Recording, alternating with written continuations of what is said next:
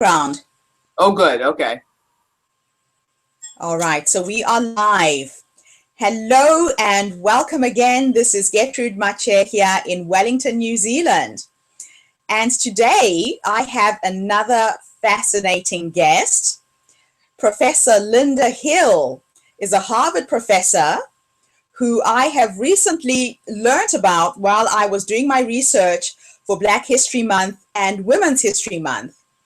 And I'm really honored that she agreed to this interview because we're going to be talking about a fascinating book that she's written called Being the Boss. Professor Hill, welcome and thank you. Thank you. It's a privilege to speak with you today.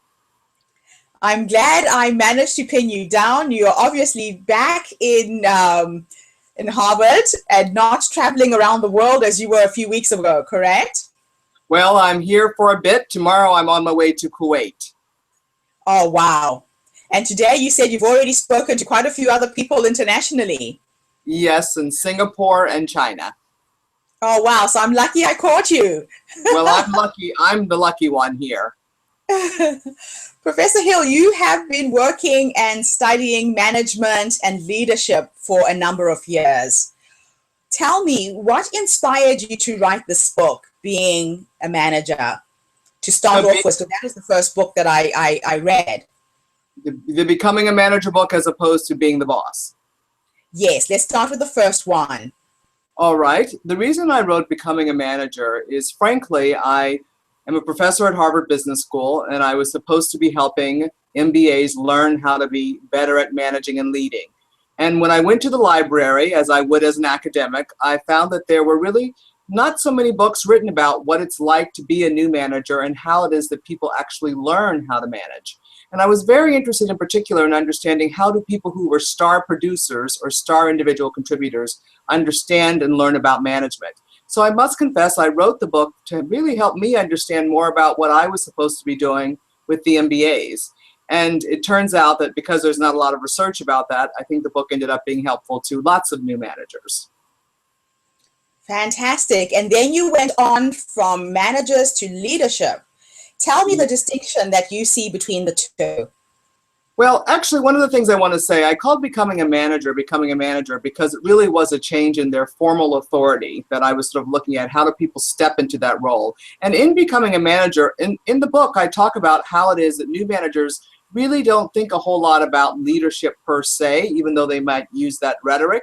Because when you're talking about leadership, you're actually talking about thinking about your impact, not just one-on-one with individuals, but really your impact on a collective, on a team, on an organization. And so in that book, Becoming a Manager, I did talk about leadership, but that book's written from the point of view of what do new managers actually do and how do they think. And they didn't do a whole lot of leadership, which is why it was called Becoming a Manager. When I wrote Being the Boss, you'll notice it's not called Being a Leader. I did that, I have to confess, for two reasons. One is that I discovered when people translate the title of your book, they translate it different ways. And the word leadership means different things all across the world.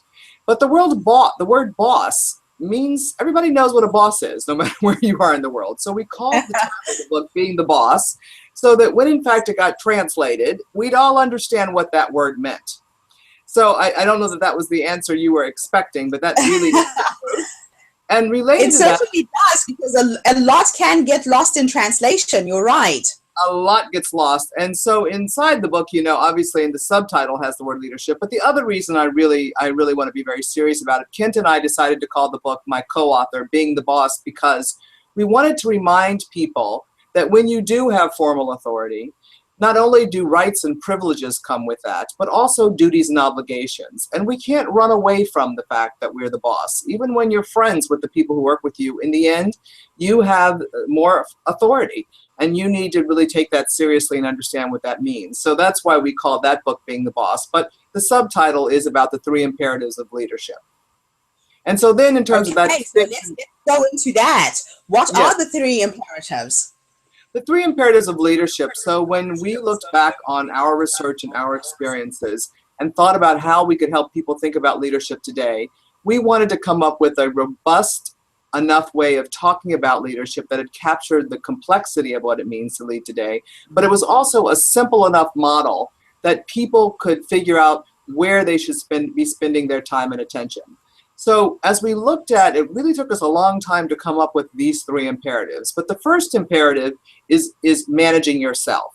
When you talk about leadership, you're always talking about using yourself as an instrument to get things done. So you're trying to figure out how to match your intent with your impact. So that's the first imperative. It really goes to you. The second imperative is called managing your network. And that's about managing relationships with all those individuals and groups that you're dependent on to get your job done, but over whom you have no formal authority. And that's leadership. And for us, that's the second one. And the third imperative is managing your team, or managing relationships with people over whom you actually do have formal authority over. And that's the third imperative. So it's managing yourself, managing your network, and managing your team. Now, we wrote about it in that order because when you ask most people, how do you define leadership, they immediately go to that third imperative. Leadership is about the team, the people who report to me. But if you don't pay attention to those other two, that team can never be effective. So that's why we sort of wrote it in that order, because we know that people are going to, if you will, think about the team piece. They're not going to think as much about that network piece or about themselves. And we wanted people to look at how those three imperatives interact. Okay. Now, I know that in the writing and the research for this book, you did a lot of case studies. And one of the most intriguing case study that I learned you got involved with was with Pixar. Tell me, what was the difference that you saw within that organization that makes it so dynamic? So now just to be clear, Gertrude, there's a third book that we wrote, and that's called Collective Genius, The Art and Practice of Leading Innovation. But just to put these up, we were actually already at Pixar when we were writing Being the Boss. So those two books, Being the Boss and Collective Genius, in some ways were being written to some extent at the same time, because we were collecting data for both. And actually, because we saw at what we saw at Pixar is in part why we ended up with those three imperatives. To go back to one of your earlier questions, you asked, what's the distinction between leadership and management? Well, the classic distinction between leadership and management is that management is about dealing with complexity, and leadership is about dealing with change. And both are very, very important. And what we know is that many organizations are, quote, overmanaged and underled. Not enough people paying attention to, the change and how we move the organization forward. Because of the work we were doing at Pixar, which was actually about leading innovation, and leading innovation is different than leading change, we actually needed to reconceive leadership, because it turns out that even though all of our leaders were visionaries that we studied, they did not see leading innovation as being about being a visionary and communicating that vision and getting people to follow that vision. Because if you're trying to do an innovation, something that's cutting edge or breakthrough, almost by definition, you don't have a vision. You're discovering it. It's new. So we found that there was this other kind of leadership that was required for innovation as compared to change. And Pixar was one of the organizations that we studied. And as you know, Gertrude, one of our co-authors actually ended up being one of the executives from Pixar. Yes, yeah.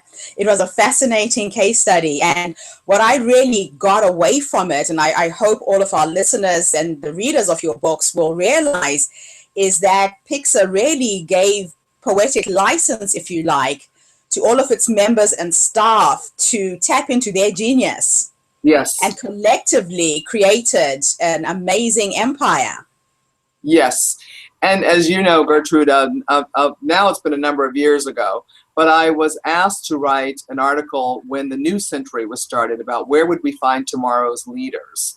And one of the things that I wrote about in that article is that we needed more notions of collective ideas of how work gets done, not just individual ideas. And obviously many other cultures are much more sort of collective in their orientation than the US culture, which has been found to be more individualistic. But when you look at innovation is always the result, or almost always, let me just put it that way, don't ever say always. Innovation is almost always the result of a collaboration of people with diverse points of view and diverse expertise. So by definition, it's a collective activity. It's not about a single visionary.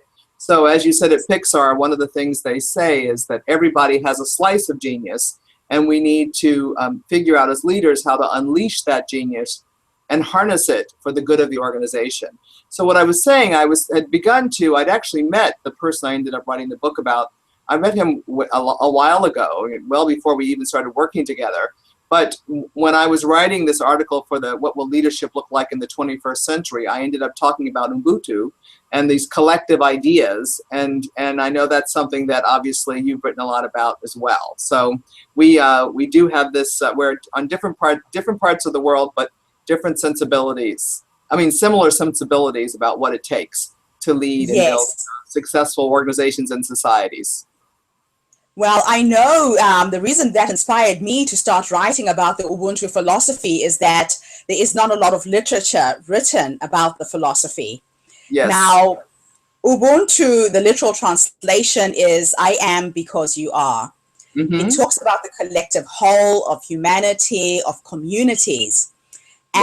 And I was really intrigued to find that you did go into social anthropology to find out how indigenous people organize and work and lead. What are the three key issues or key points that you learned by studying the Ubuntu philosophy? Well, one of the ways I frankly got exposed to that is I was doing a series of case studies in South Africa with a number of individuals who were members of the ANC, but had just recently become, relatively speaking, business people because apartheid had ended and they were trying to build their businesses. And I ended up interviewing a number of them about how they thought about what they were doing in their companies and how they were going to lead them. And they talked to me about Ubuntu. So that's actually how I first became exposed to the notion, by talking to these people who said, I kind of learned this. One of them described to me, the chief we learned from the chief that this is how you need to think about things, and how do you unleash the power of the whole is one of the things that you want to do. And that is, again, whenever you're talking about leadership, it's not interpersonal, it's about the collective, it's about a whole, and how do you create the right dynamic. So the three things that I think, one of the first things that we found is it is very important in your organization or on your team to build this sense of community. And at the heart of that sense of community is a sense of purpose. What is the meaning of the work? Who are you? What is your collective identity? Why are you together? So yes, it's at times when you're leading change, people need to know, what direction are we going into? But there's a more fundamental question: who are we? And one of the things you see in these communities is they're communities in that there is a whole, there's an identity of the whole. But guess what? I also, as my individual identity, is allowed to shine in that.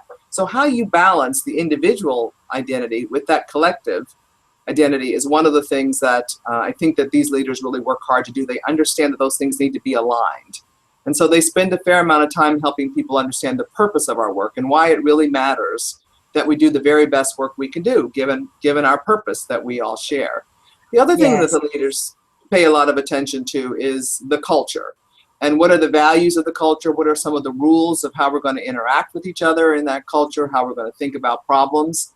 And the other thing that we saw in this research is that the leaders focus on really this issue of what are the capabilities we need to have in place so that we can do collaborative work together and unleash our slices of genius and, again, harness them. So even though they spend time, they have visions, they're visionaries, but again, if you're working on something that's new, in some ways you don't know where you're going exactly, and you don't even know how you're going to get there. But we Yes. need to have the right kind of culture and the right kind of capabilities in place for us to be able to tackle the problem or address the opportunity that we see. Fantastic. I was really inspired when I realized that these ancient African wisdoms are coming to the fore, because I do believe Africa has got a lot to offer the world in terms of people's way of being and doing. Mm-hmm. So I really would love to thank you for this interview. Is there anything else you might want to add, especially to that new person who's been put in a leadership position? Well, What is your last take home? okay, I will say, for the new person who's in the leadership position, leadership is hard. And so don't be too hard on yourself. You are taking on some new responsibility and you do want to deliver the best way you know how. But I also want to say that everybody finds it difficult initially, even people who are going to be really, really good at it. So it's a much bigger leap than most of us imagine when we go into these roles, but it's important, and you will have the time, as long as you can Understand that you're going to have to learn from your experience, and you might need the help of others to help you with that. Going back to Ubuntu, most of us don't learn without the assistance of others. So think about building that support system, your own personal board of directors to help you get through those first months and year on the job and forward, because in fact, it's tough. It's not easy. You're going to discover that people are always surprised that people are complex and not the easiest to kind of get aligned to do what you need them to get done. Thank you. Fantastic. Thank you so much, Professor Hill. My I'm just pleasure. going to ask you to hold on for a second. Okay. And I will stop my recording. All right. So you might have observed, if you have done a little bit of research behind what I'm doing in Zimbabwe, Yeah. is that I stumbled upon Ubuntu leadership. I'm actually writing a book based on Ubuntu leadership. Yes. And I am actually wondering how